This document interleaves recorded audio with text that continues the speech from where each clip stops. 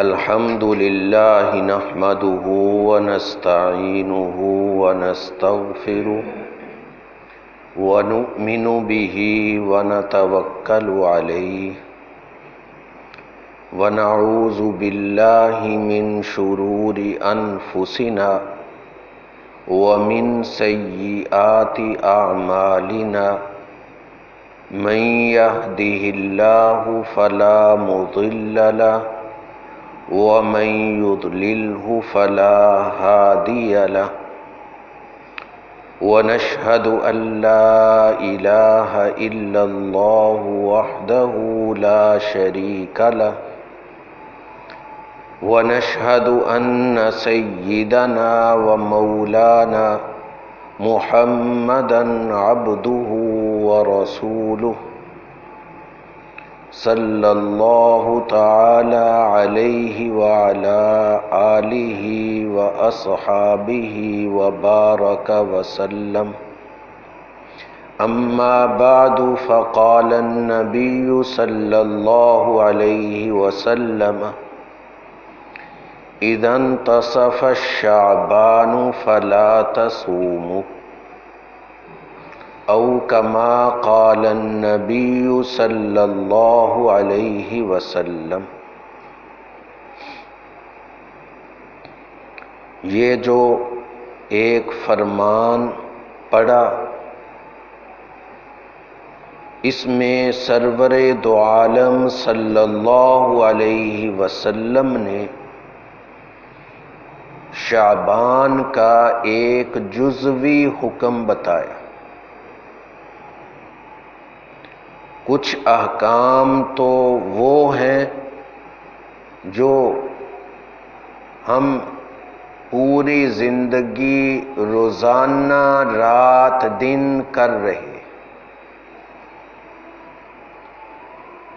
بعض اوقات آپ صلی اللہ علیہ وسلم بعض دنوں کے یا بعض مہینوں کے کچھ جزوی احکام بتا دیتے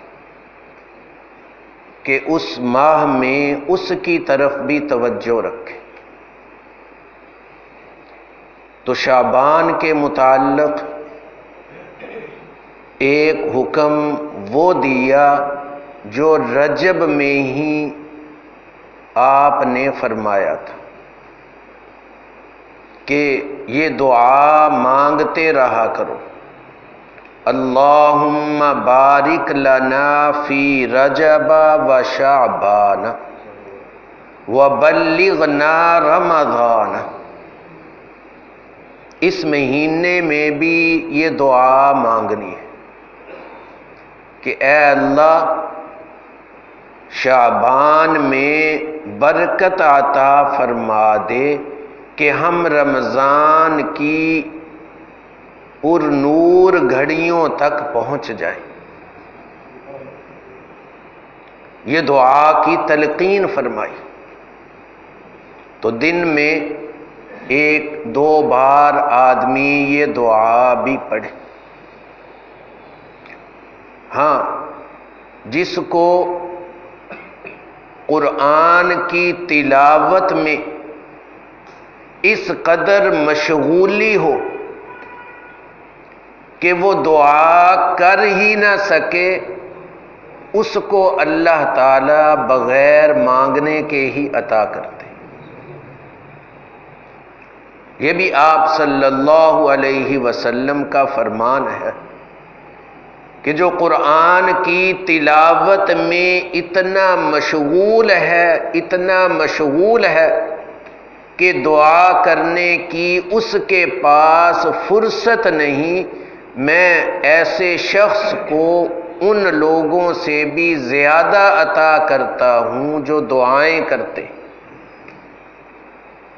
لیکن ایسے ہزاروں لاکھوں میں ایک دو ہوتے کہ جن کی زبان پر قرآن ایسے جاری ہم وقت تلاوت میں لگے ہو۔ ہمارے ایک بزرگ استاد وہ ہمیں ایک بزرگوں کا نام لے کر بتاتے تھے کہ یہ بنگلہ دیش کے بزرگ ہیں، اب پتہ نہیں حیات ہیں یا وفات پا گئے، انہوں نے، ہمارے استاد جی نے ان کو دیکھا تھا، قرآن پاک کی تلاوت وہ بہت کرتے تھے، تلاوت کرتے کرتے اتنی عادت بن گئی کہ زبان پر اور کوئی بات آتی ہی نہیں تھی، تلاوت ہی کر رہے، کسی سے کوئی بات کرنی ہے صرف ذہن میں یہ سوچ لینا کہ میں رک جاؤں، یہ کافی نہیں تھا، ذہن میں بھی سوچتے اور ہاتھ کے ساتھ زبان کو روکتے، پھر جو بات کرنی ہوتی وہ بات کرتے، فارغ ہو جاتے تو دوبارہ زبان تلاوت کی طرف چلتی، اس کو کہتے ہیں کہ زبان پر تلاوت جاری ہو گئی۔ تو ایسے لاکھوں میں کوئی ایک دو ہوتے، ایسے شخص دعا نہ بھی کریں، ان کا قرآن کی تلاوت کرنا، اس کے اندر ہی پتہ نہیں کتنی دعائیں آ جاتی ہیں، یہی ان کے لیے دعائیں ہیں، اسی پر ان دعاؤں کا ان کو اجر ملتا ہے۔ لیکن ہم چونکہ اس درجے پر نہیں ہیں، تو ہمیں اور نیک اعمال کے ساتھ ساتھ یہ دعا بھی کرتے رہنا چاہیے، یہ جزوی عمل ہے اس مہینے کا۔ دوسرا جزوی عمل جو اسی دعا سے فقہا نے، علماء نے سمجھا اور بتایا، وہ یہ ہے کہ شعبان میں آدمی غور و فکر کرے کہ میں رمضان المبارک کے لیے اپنے آپ کو کتنا فارغ کر سکتا ہوں، اپنے کام کاج میں، ملازمت میں، دکان میں، کاروبار میں غور کرے کہ کتنا وقت میں کام کاج سے نکال کر رمضان المبارک میں عبادات میں لگا سکتا ہوں۔ یہ بھی آدمی سوچ کر اپنا کوئی نظام الاوقات بنائے۔ بہت سارے صحابہ کرام کا کتابوں میں پڑھا کہ جو فرضی زکوٰۃ ہوتی تھی اس کا حساب وہ شعبان میں لگا لیتے کہ میرے اوپر اتنی زکوٰۃ ہے میں نے ادا کرنی، کہ رمضان میں اس کی بھی مجھے فکر نہ ہو، اور لگا کر اتنی رقم کا حساب کر کے رمضان سے پہلے بہت سارے ادا بھی کر دیتے، تاکہ رمضان کے اندر مجھے اس اپنے فرض کے لیے بھی وقت نہ دینا پڑے اور عبادات میں لگ سکے۔ اور اس گئے گزرے زمانے میں بھی ایسے لوگ ہیں،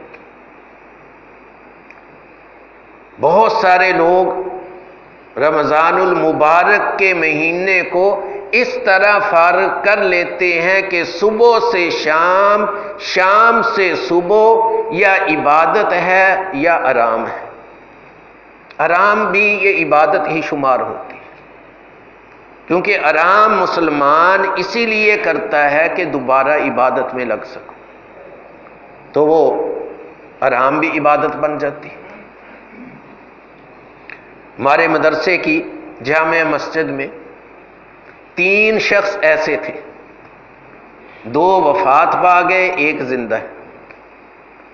میں نے ان کو دیکھا ہے سال ہر سال سے کہ وہ رمضان المبارک میں مسجد میں اعتکاف کر لیتے۔ ایک تو بزرگ ایسے تھے کہ وہ پورا سال ہی اللہ نے ان کو فراغت دی تھی، اولاد نے کاروبار سنبھالا ہوا تھا، جائیداد بھی ان کی بہت تھی، ان کو پورا سال ہی فکر نہیں، وہ اکثر مسجد میں ہی رہتے تھے، تو رمضان میں وہ اعتکاف کر لیتے، وہ وفات پا گئے۔ اور ایک اور دوست تھے، وہ بھی وفات پا گئے، ان کو ذرا کچھ کام کاج کرنا پڑتا تھا، اس کے لیے آنا جانا پڑتا تھا، لیکن رمضان المبارک میں وہ بھی اپنا ایسا بنا لیتے۔ شروع میں وہ بلال مسجد مرکز میں اعتکاف کرتے تھے، اور 15-20 سال سے وہ ذرا کچھ بیمار ہوئے تو اب گھر سے دور، گھر یہاں مدرسے کے قریب تو یہی کر لیتے کہ چلو بچے پوچھ لیں گے، کوئی ضرورت ہے منگوا لوں گا۔ تقریباً 15-20 سال میں ان کو خود دیکھتا رہا۔ گزشتہ سال وہ فوت ہوئے، پورا رمضان وہ مسجد کے اندر ہی گزارتے۔ ایک تیسرے شخص ہیں، وہ حیات ہیں، وہ اپنی گاڑی چلاتے ہیں، ایک شہر سے دوسرے شہر، کبھی سرگودے کی طرف، کبھی جھنگ کی طرف۔ وہ بھی رمضان المبارک میں وہ اپنی گاڑی کسی اور کے سپرد کر کے کہ مجھے 11 ماہ کی کمائی کافی ہے، اس ماہ نہ بھی کروں تو میرے لیے کوئی اتنی کمی نہیں کہ جس سے پریشانی ہو، وہ رمضان المبارک میں اعتکاف کر لیتے۔ ایسے لوگ بھی ہیں۔ یہ تو بہت اونچا درجہ ہے، ہر آدمی کے یہ بس میں نہیں ہے، لیکن یہ غور و فکر کرنا کہ رمضان المبارک میں میری عبادات عام مہینوں کی بنسبت کچھ زیادہ ہوں، یہ ہمارے ابھی سے ذمہ ہے۔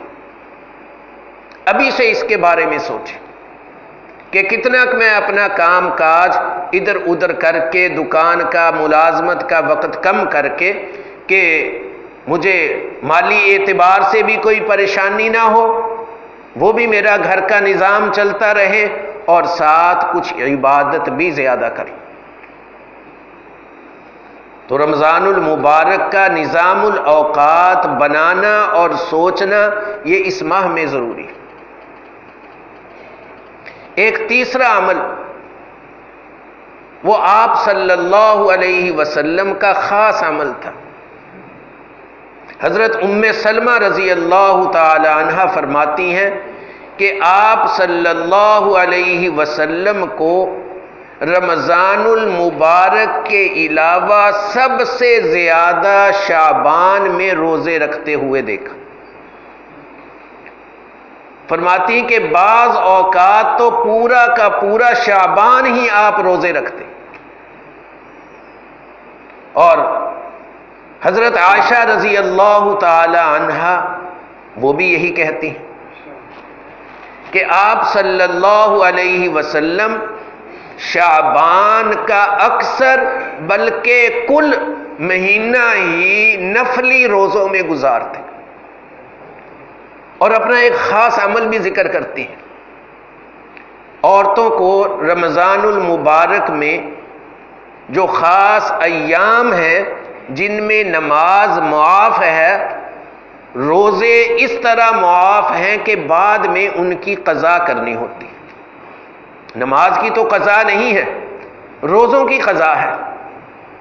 حضرت عائشہ رضی اللہ تعالی عنہا فرماتی ہیں کہ جب رمضان میں وہ میرے روزے رہ جاتے، اب بہتر تو یہی ہے کہ رمضان کے فوراً بعد جلدی ان کو قضا کر لیں خواتین، لیکن حضرت عائشہ فرماتی ہیں کہ میں شعبان میں جا کر قضا کرتی۔ شوال، ذیقعدہ، ذی الحج، محرم، صفر، ربیع الاول، ربیع الثانی، جمادی الاولی، جمادی الثانی، رجب، یہ سارے کے سارے مہینے اسی طرح گزرتے۔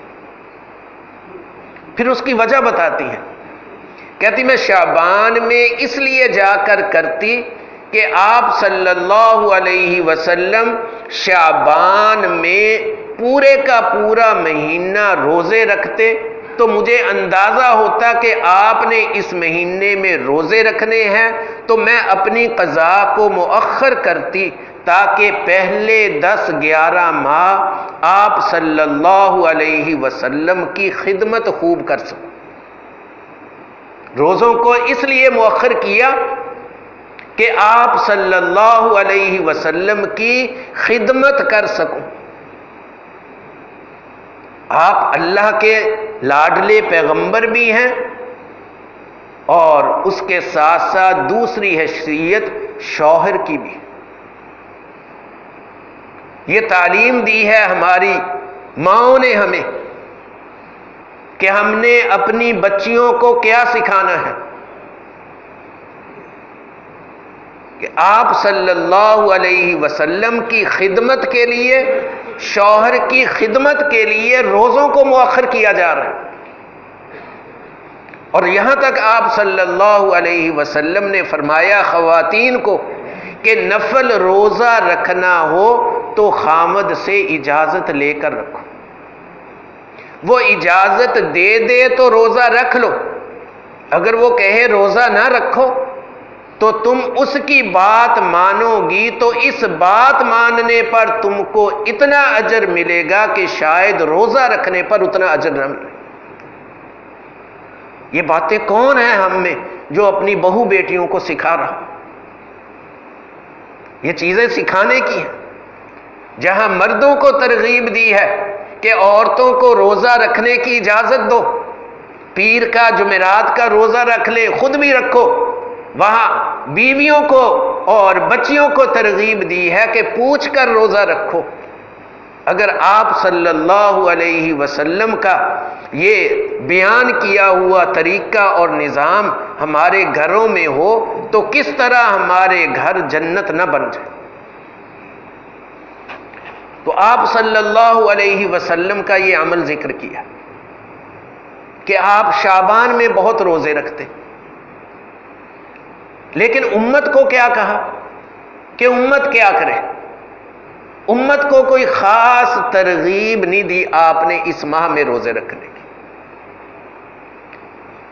ایک موقع پر ایک صحابی نے پوچھا کہ آپ روزے بہت رکھتے ہو اس ماہ میں. فرمایا کہ یہ ایسی برکت والا مہینہ ہے کہ لوگ اس سے غافل ہیں. اس برکت کی وجہ سے میں اس میں نفلی روزے رکھتا ہوں، تو اس سے کچھ ترغیب بھی محسوس ہوتی ہے.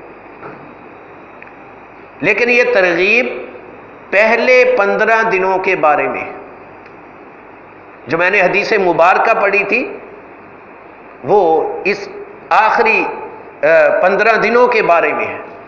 فرمایا اذا انتصف الشعبان فلا تصوموا، جب 15 دن گزر جائیں، 15 شعبان گزر جائے، اے میری امت تم روزے نہ رکھنا. آخری 15 دنوں میں روزے رکھنے سے روک دیا. یہ روکنا واجبی نہیں ہے کہ جو رکھے گا اس کے روزے ٹھیک نہیں، یہ ترغیب بھی ہے. آپ صلی اللہ علیہ وسلم ترغیب دے رہے ہیں کہ آخری 15 دن یہ تم روزے نہ رکھو. یہ ترغیب آپ نے کیوں دی؟ اس کی کیا وجہ ہے؟ اس کی حکمتیں کیا ہیں؟ یہ اللہ تعالی ہی جانے. ہمارا ذوق تو ہونا چاہیے نعمل ولا نحقق، جو ہمیں فرما دیا ہم عمل کریں گے، ہم اس کی تحقیقات میں نہیں جائیں گے کہ یہ عمل کیوں دیا.